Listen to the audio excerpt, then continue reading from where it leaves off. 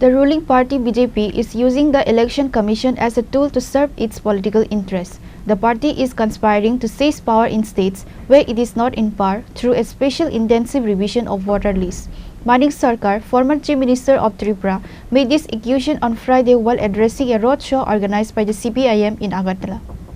The CPIM Tripura State Committee organized a march and a rally in the capital on Friday to protest against the process of removing names of valid voters through the special intensive revision of voter lists.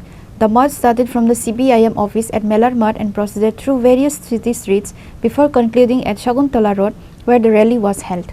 Manik Sarkar was the main speaker at the event, which was also attended by CPIM State Secretary Jitendra Chaudhary, former Minister Manik Dey and others.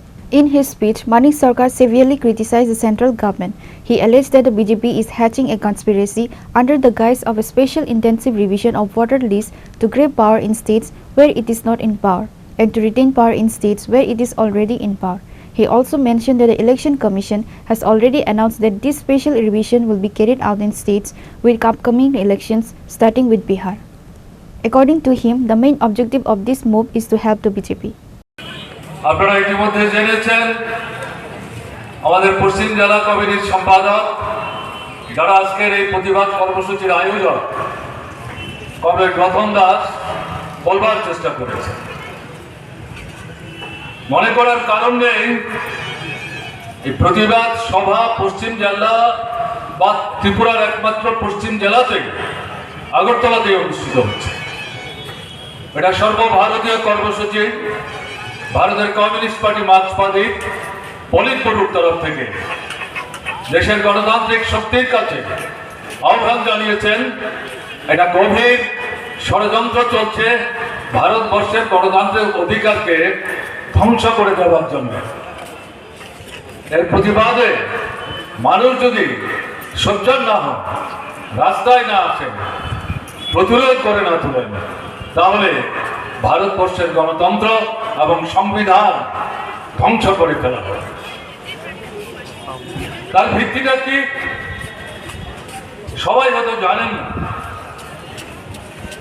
বিহারের বিধানসভা নির্বাচন October থেকে December মাসের মধ্যে যে কোনো সময়ে অনুষ্ঠিত হতে যাচ্ছে। বিহার ভারতবর্ষের অন্যতম একটা গুরুত্বপূর্ণ রাজ্য, বিশেষ করে হিন্দিভাষী অঞ্চল। বিজেপি একা চাইলেও সরকার চালাতে পারছে না। নীতিশ কুমার তিনি দল পাল্টাতে অভ্যস্ত।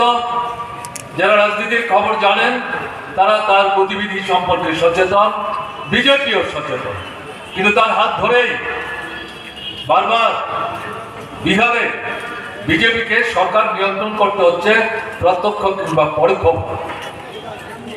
এই নির্বাচনের আগে হঠাৎ করে ভারতবর্ষের নির্বাচন কমিশন বিহারের ভোটারদের যে নামের তালিকা, সেই তালিকা নিবিড়ভাবে, ইংরেজিতে যে শব্দটা তারা ব্যবহার করেছেন ইন্টেন্সিভলি, নিবিড়ভাবে, গভীরভাবে, অর্থাৎ আদ্যপান্ত এই ভোটার তালিকাটি তারা পরীক্ষা করবে এবং দেখবেন অবৈধ ভোটার নাম এই তালিকাতে আছে কিনা।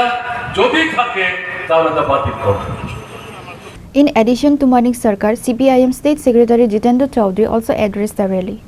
কিভাবে ধান ভাঙতে গিয়ে ওই শিবের কে তাদের ব্যর্থতা তারা সেখানে জাহির করেছেন, কিন্তু আজকে অবধি, আজকে পর্যন্ত, আজকে শুক্রবার, আজকে পার্লামেন্ট ছিল, এই স্পেশাল ইন্টেনসিভ রিভিউ নিয়ে আলোচনার জন্য স্বীকার হচ্ছেন না। আজকেও পার্লামেন্ট চলতে পারেনি। এটা গোটা অধিবেশন কোন ধরনের আউটপুট ছাড়া, কোন ধরনের ফসল ছাড়া এটা ভেস্তে যাওয়ার মতো অবস্থা হয়েছে যে বিজেপি তাদের এই হীন প্রয়াসের ফলে এই যে নির্বাচন কমিশনকে দিয়ে যে অন্যায় কাজটা করাচ্ছে, এটা নিয়ে পার্লামেন্টে আলোচনা করতে তারা যে কত ভীত, এদের সমস্ত যে এই নির্বাচন ব্যবস্থাকে ধ্বংস করার যে চক্রান্ত এটা বেরিয়ে যাবে। আর গতকাল